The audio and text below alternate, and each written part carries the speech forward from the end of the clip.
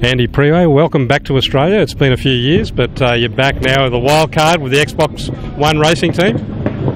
Absolutely, I'm delighted to be back here. I mean, the weather's fantastic, the cars are great, and I mean, Bathurst is one of the best touring car races in the world, so I couldn't ask for a better opportunity to come back with the Xbox One team and 888 and have a good go. Andy, you've been fortunate enough to do a few Bathurst now, and you know what it takes and what to expect. And these cars have changed considerably since you last drove them. Tell us about how the cars are, the transaxle, obviously different characteristics which probably suit your driving style a bit better. Well, yeah, I mean, to be honest, the cars have just constantly got better. I mean, the gearbox now is really nice with the new rear axle. You know, the cars have become, I think, a little bit more nimble, but overall it's still a big heavy car with a lot of horsepower, so it's all going to be about looking after the tyres and getting our head around a car with low downforce. Obviously a big heavy car, completely opposite to the DTM, which has got a lot of downforce and is lighter, but I mean, the V8 supercars are just great, so much fun racing them, and obviously Bathurst is just one of the best tracks in the world, so I'm delighted to be back.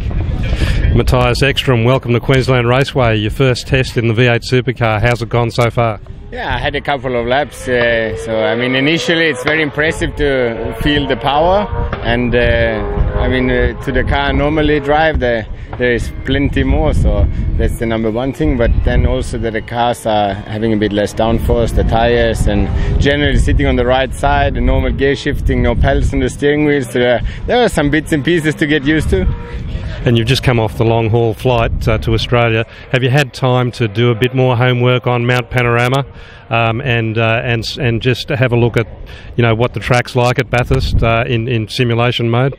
Yeah, I've been watching some DVDs from the race last year and qualifying in the race. 888 had a simulator in the workshop, so I've been driving some laps there, so starting to get a feel for it, but still simulation TV is not reality, so I look forward to come there and do the first real laps. Congratulations on the wildcard program for Bathurst. First question is obviously why and how did you get involved in this program? Well, thanks, Gordon, and thanks for having us here today. It's very exciting to be here and testing the car here at Ipswich.